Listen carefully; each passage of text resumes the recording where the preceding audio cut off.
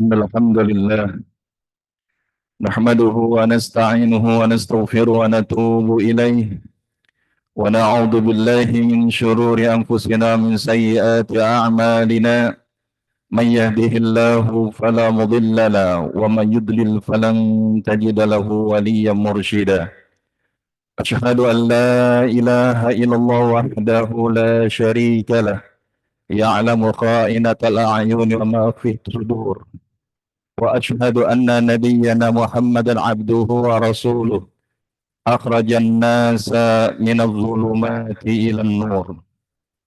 اللهم فصل وسلم على نبينا محمد صلى الله عليه وسلم وعلى آله وأصحابه ومن تبعهم بإحسان إلى يوم الدين. أما بعد فيا عباد الله أوصيني نفسي وإياكم بتقوى الله فقد فاز المتقون.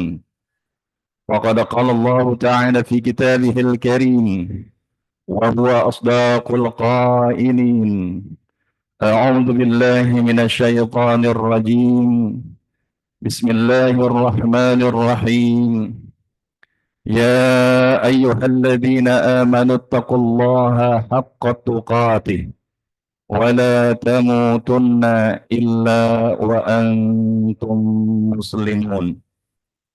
وقال النبي صلى الله عليه وسلم: اتق الله حيثما كنت وأتبع السيئة الحسنة تمحوها وخليق الناس بخلق حسن إلى آخر الحديث، أو كما قال النبي صلى الله عليه وسلم، رواه الترمذي.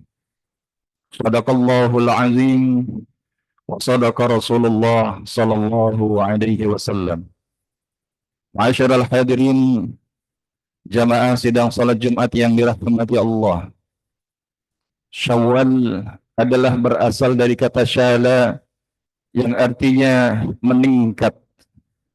Maka para ulama memaknai daripada bulan Syawal yang merupakan bulan ke-11 di dalam kalender Hijriyah juga dimaknai momentum di dalam rangka meningkatkan baik kualitas keberhambaan maupun kualitas kehidupan di sisi Allah Subhanahu wa taala.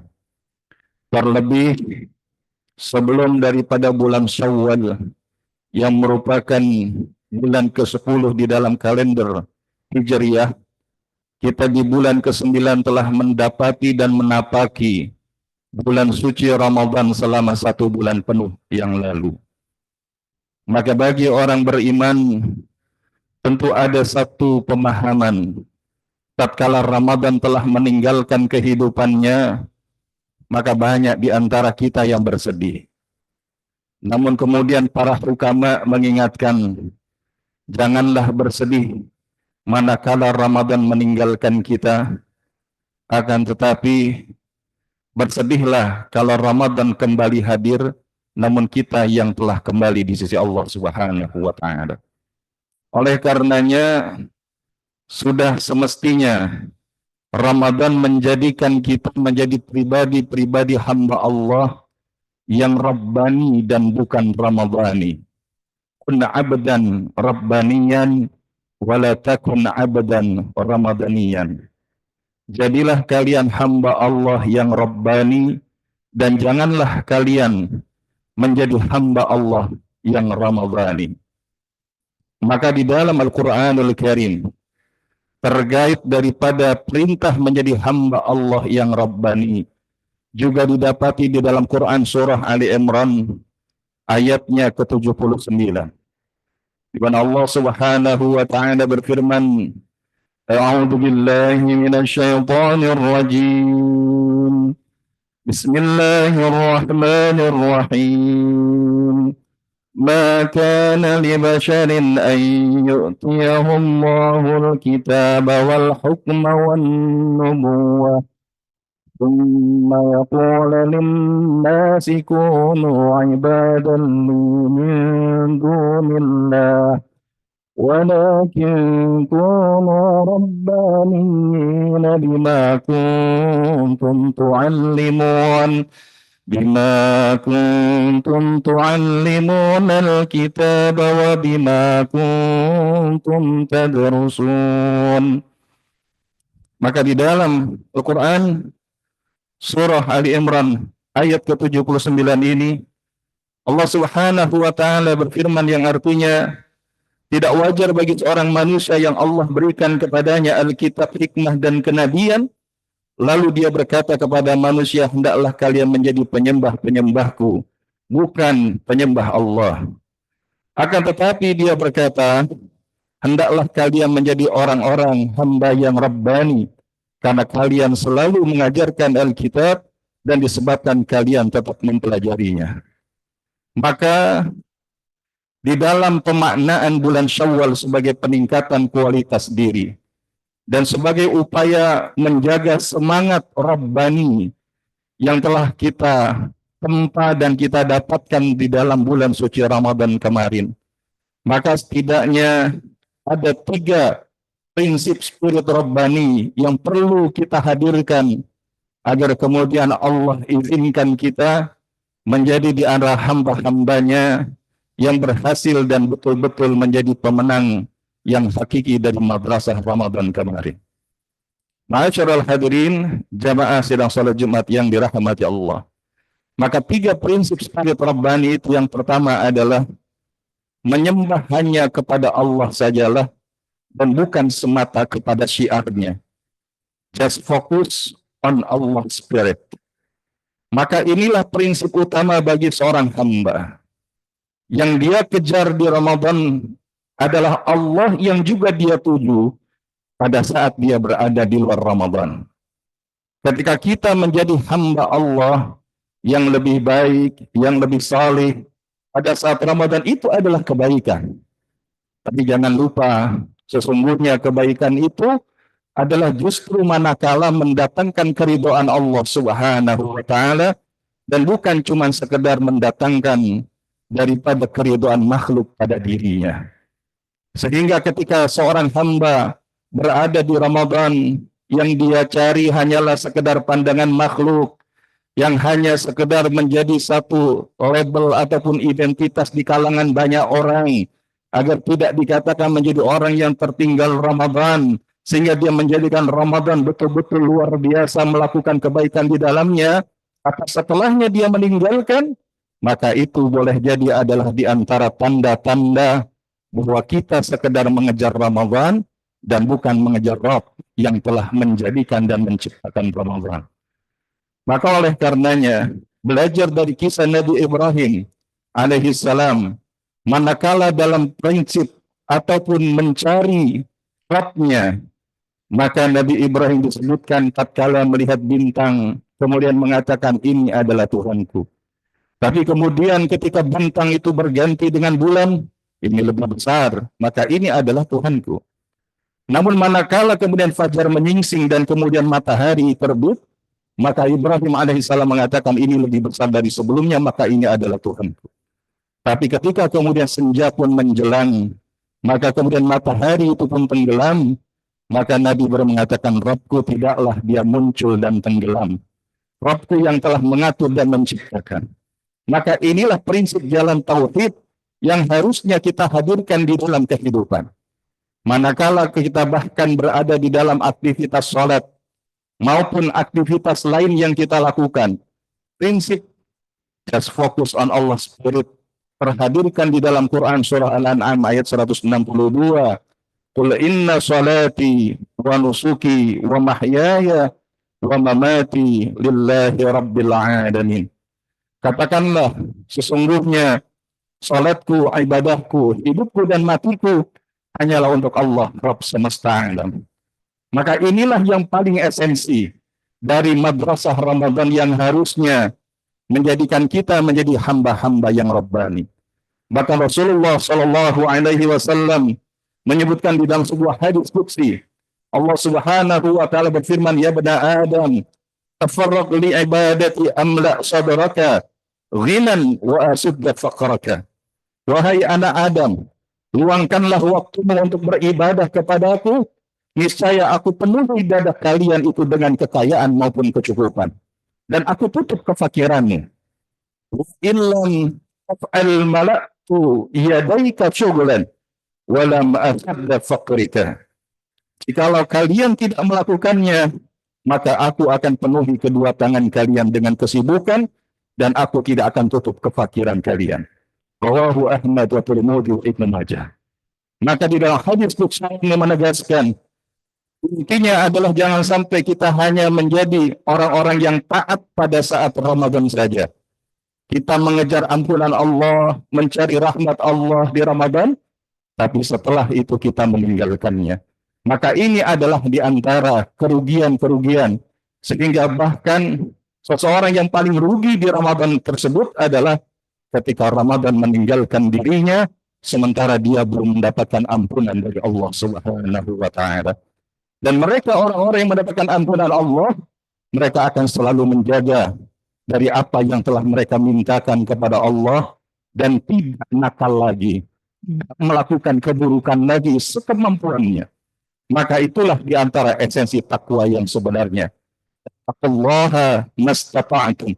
Maka bertakwalah kalian kepada Allah semampu kalian. Yang kedua adalah bagaimana prinsip daripada seorang hamba yang rabbani pasca Ramadan adalah istiqamah di dalam ketaatan meski Ramadan telah meninggalkannya. Apa yang kita sebut dengan persistent spirit. Karena pemaknaan istiqamah bukan hanya saja bergerak lurus, tapi dia konsisten untuk terus bergerak naik. Maka seorang pribadi yang sukses di dalam kehidupan, termasuk di dalam Ramadannya, adalah saat mampu melakukan amalan yang terbaik, bukan cuma sekedar amal yang baik. Mereka melakukan semampunya dan bukan sekedar semaunya.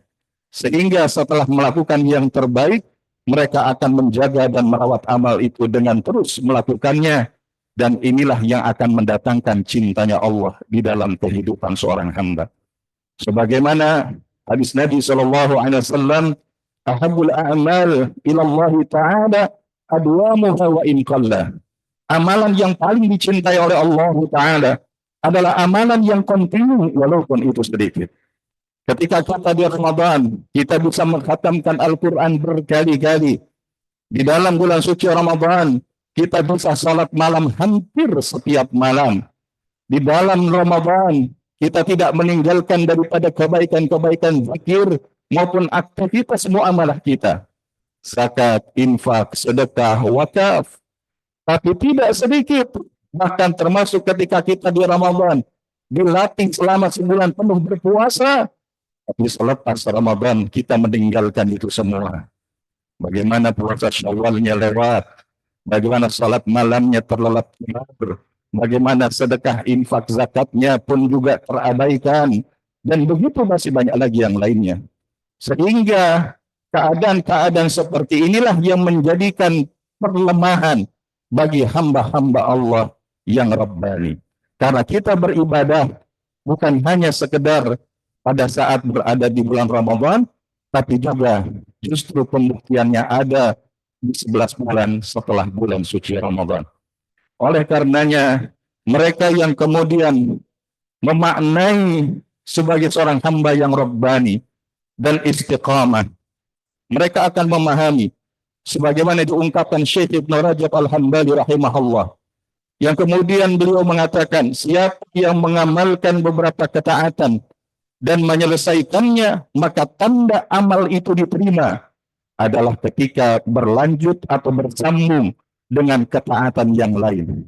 Sedangkan tanda amal tertolak adalah ketika setelah melakukan ketaatan justru beriring maksiat setelahnya.